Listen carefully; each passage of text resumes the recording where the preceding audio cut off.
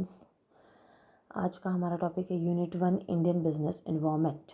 उसमें है 1.1 concept, definition and importance, 1.2 है nature and scope of business environment, 1.3 है कंपोनेंट ऑफ बिजनेस एनवायरनमेंट जैसे कि इंटरनल एंड एक्सटर्नल, 1.4 है current trend in business environment, post demonetisation and business environment. Okay, उसमें से आज हम देखेंगे 1.1 कंसेप्ट, डेफिनेशन एंड इम्पोर्टेंस। जैसे कि introduction to the business environment. A business can be established but to be successfully sustained a business the business need resources like finance for which it has to be depend upon the financial institution. जैसे कि हम कहेंगे business तो establish हो जाते हैं, लेकिन उसमें बिजनेस इस्टेब्लिश होने के बाद वहाँ टिके रहना बहुत ही इम्पॉर्टेंट होता है। जैसे कि बिज़नेस को नीड रहती है रिसोर्सेज की, फाइनेंस की। वो कहाँ से मिलता है हमें? फाइनेंशियल इंस्टीट्यूशन से। तो इसके लिए बिज़नेस को फाइनेंशियल इंस्टीट्यूशन पे डिपेंड रहना पड़ता है। दूसरा है एक्सेप्टेंस ऑफ सोशल नॉर्म्स, यानी कि सामाजिक रूल्स को भी मद्देनज़र रखते हुए हमें बिज़नेस को चलाना पड़ता है। उसके लिए वो डिपेंड होते हैं सोसाइटी पे, for which it has to be depend upon the society, यानी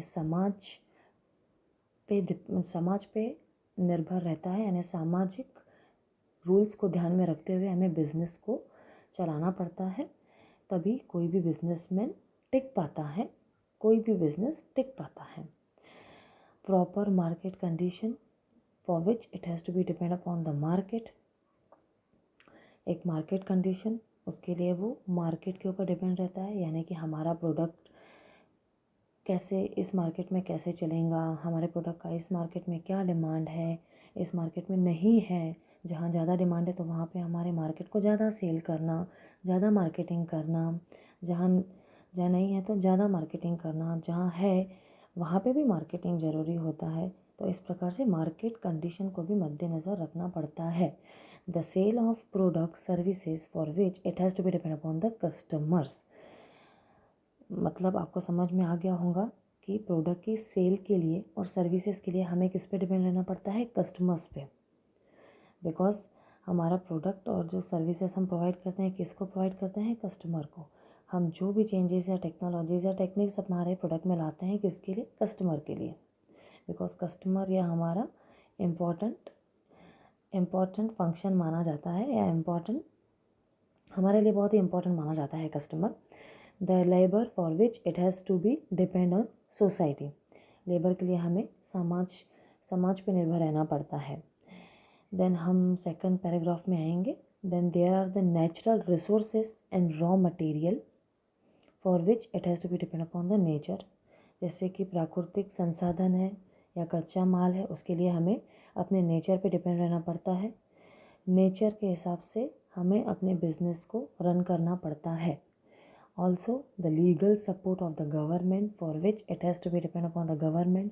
गवर्नमेंट का लीगल सपोर्ट चाहिए तो हमें किस पे डिपेंड रहना पड़ता है? गवर्नमेंट पे। जैसे कि गवर्नमेंट हमारे प्रोडक्ट पे टैक्सेस लगाते हैं, तो हमें वैसे ही अपने प्रोडक्ट की प्राइस डिसाइड करनी पड़ेंगी। वैसे ही हम अपने प्रोडक्ट की प्राइस डिसाइड करते हैं टैक्स को ध्यान में रखते हुए। There are many factors and dimension of that affect the business environment. यहाँ पे बहुत सारे फैक्टर्स हैं जो हमारे बिजनेस एनवायरनमेंट को अफेक्ट करते हैं। जैसे कि these factors are many different component of the single concept called business environment. ये जो भी सारे फैक्टर्स रहते हैं उनके डिफरेंट कंपोनेंट रहते हैं, लेकिन उनका कंसेप्ट एक ही रहता है, जिसे हम बिजनेस एनवायरनमेंट कहेंगे। और these factors which business depend upon और stand still, they are very dynamic and ever changing. आपको समझ में आ गया होगा कि ये जो फैक्टर्स है which depend upon the arrest stand still, they are very dynamic and ever changing. It means हमारा जो बिजनेस एनवायरनमेंट है वो फैक्टर्स पे डिपेंड करता है। इन सारे फैक्टर्स को मद्देनज़र रखते हुए, इन फैक्टर्स को ध्यान में रखते हुए हमें अपने प्रोडक्ट में चेंजेस लाने पड़ते हैं। ओके, देन अभी हम देखेंगे the changing needs of customer and new innovation is in the market are the part of the business environment. Customers की बदलती हुई ज़रूरतें और नई खोज मार्केट में यह भी एक हमारे बिजनेस एनवायरनमेंट का हिस्सा माना जाता है। यह बहुत ही महत्वपूर्ण हिस्सा माना जाता है। जैसे जैसे कस्टमर की नीड्स चेंज होती जाएंगी वैसे वैसे हमें अपने प्रोडक्ट में न्यू न्यू इनोवेशन करके हमारा नया प्रोडक्ट तैयार करना पड़ेगा ताकि हम अपने कस्टमर्स की डिमांड को पूरा कर सकें।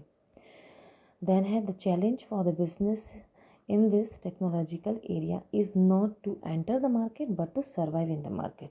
सबसे बड़ा चैलेंज बिजनेसमैन के लिए यह माना जाता है कि इस जो टेक्नोलॉजिकल एरिया में सिर्फ एंटर करना नहीं बल्कि उसमें सर्वाइव करना।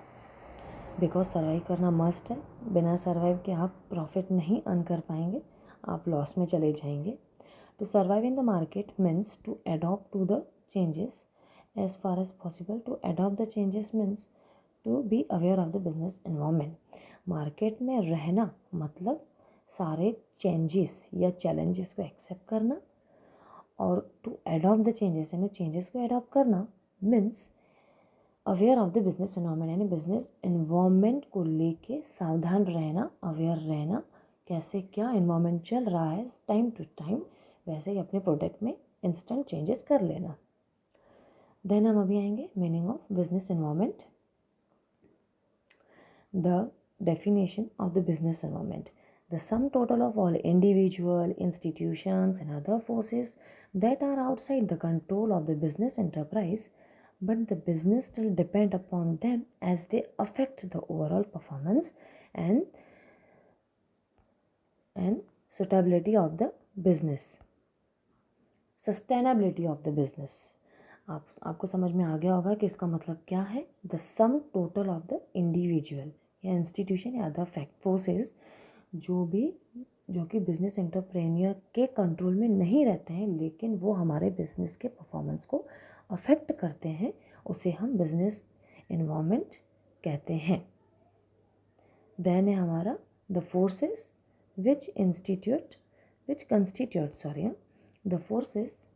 which constitute the business environment are its supplier, competitors, consumer group में media, government, customer, economic conditions, market conditions, investors, technologies, trends, and multiple other institutions working externally of the business constitute its business environment।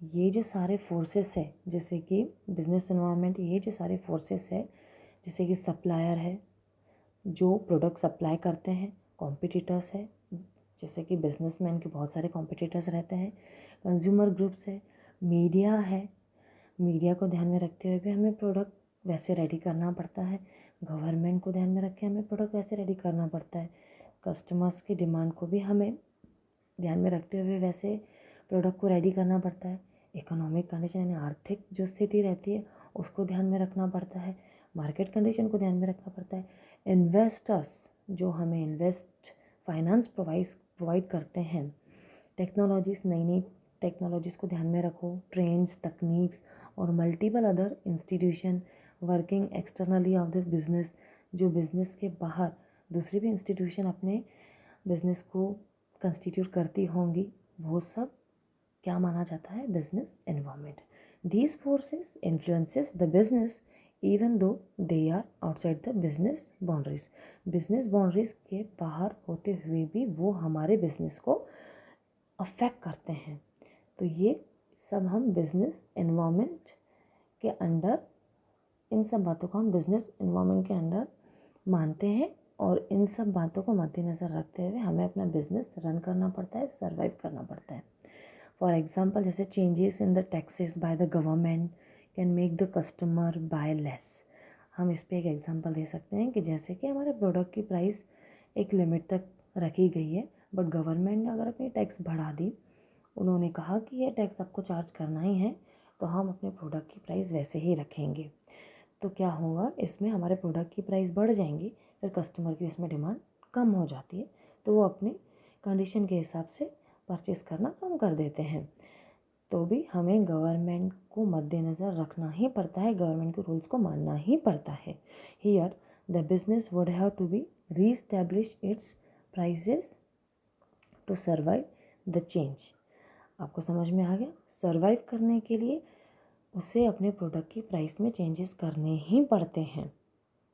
According two forces, according two factors involve in the business environment, जो कि outside है, न कि inside, जो कि outside है. Even though the business had no involvement in initiating the change, even though the business had no involvement in initiating the change, it still had to be adapt to it in order to survive or use the opportunity to make the profit. इसका मतलब आपको समझ में आ गया कि जो business है उसका कोई इन्वॉल्वमेंट नहीं रहता है चेंज लाने में, लेकिन वो क्या करता है, जो भी चेंजेस मार्केट में आते जाते हैं उनको एक्सेप्ट करना, उनके चेंजेस जैसे ही उनको सूचना मिल जाती है कि ये चेंजेस आए हैं, इनकी इंक्वायरी करते करते, ये सर्च करते करते जैसे ही उनको पता चल जाता है कि ये चेंजेस मार्केट में हुए हैं, वो अपने प्रोडक्ट में वैसे ही चेंजेस लाते हैं, और जैसे जैसे नई अपॉर्चुनिटीज़ उनको मिलती है वो उनको एक्सेप्ट करते जाते हैं, और वैसे वैसे उनका प्रॉफिट बढ़ता जाता है, वो प्रॉफिट अर्न करते जाते हैं. आपको समझ में आ गया. यहाँ पे हमारे 2 पॉइंट्स ख़त्म होते हैं. सो बाय बाय. अभी हम नेक्स्ट इसमें देखेंगे इम्पोर्टेंस ऑफ बिजनेस इन्वायरमेंट. ठीक है, बाय बाय.